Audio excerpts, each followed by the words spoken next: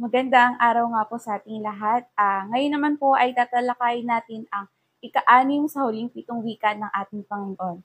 Ito ay matatagpuan sa John 19 verse 30. Sinabi dito, when Jesus had tasted it, he said, "It is finished." Then he bowed his head and released his spirit. Samahan niyo nga po ako sa isang panalangin. Lord Jesus, maraming salamat po sa pagkakataong ito na kami po ay muling makapag-bulay-bulay ng inyong banal na salita. At nawa po sa tatalakayin po namin ngayong araw na ito ay tulungan niyo po kaming maintindihan ng mas malalim ang inyong mga salita at patuloy po namin itong na magamit sa pang-araw-araw naming pamumuhay. I-bless niyo nga po ang buhay ng bawat isa. In Jesus' name we pray. Amen.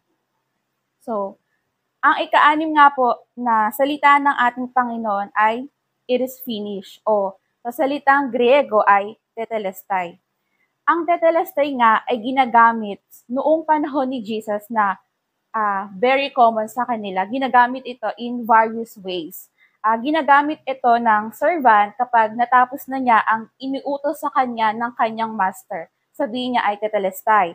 At ginagamit din ito ng priest kapag natapos na niyang i-examine yung mga animal sacrifices nung mga binigay sa kanya kapag 100% perfect yung mga sacrifices na yon. At common din itong ginagamit ng mga tao kapag meron silang nabayaran na nila yung mga utang nila. So, sabi nga, the debt is paid in full.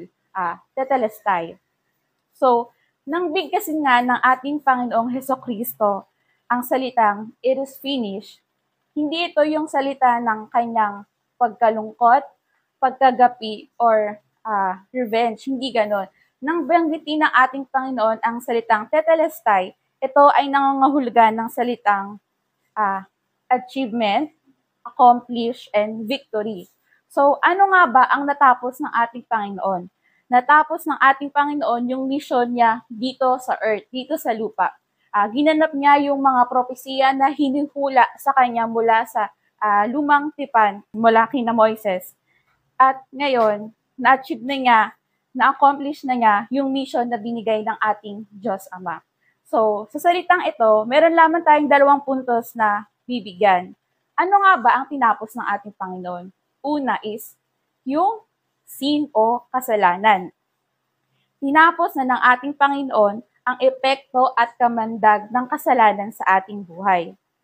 So, sabi nga sa Daniel 9 verse 24, 77s are decreed for your people in your holy city to finish transgression, to put an end to sin, to atone for wickedness, to bring in everlasting righteousness, to seal up vision and prophecy, and to anoint the most holy place. So, yon.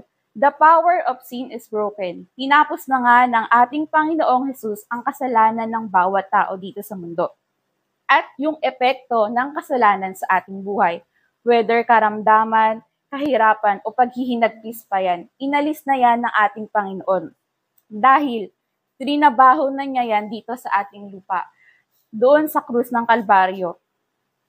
At tatandaan natin kung meron man tayong mga kasalanan na hindi pa nakakonfess sa ating Panginoon na hanggang sa ngayon, tatandaan natin na fully paid na ito. Napagbayaran na ng ating Panginoon ito simula nang siya ay mapako sa krus ng Kalbaryo. At pangalawa, yung salvation. Most of people na hanggang ngayon ginagawa pa rin yung penitensya, pagpapako sa krus. Tatandaan po natin na hindi taon-taon namatay ang ating Panginoon.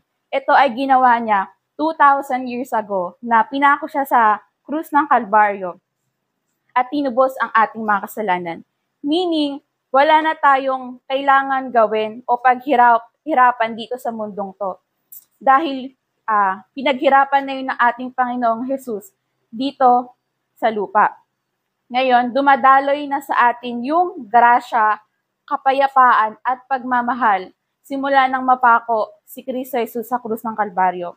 Ang kailangan na nga lang po nating gawin is manampalataya at magtiwala sa ating Diyos.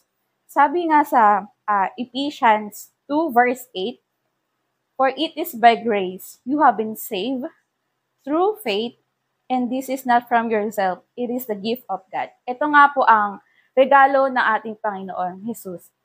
It is finished. Tinapos na niya. Ginawa na niya ang lahat para sa akin, sa inyo, at sa ating lahat.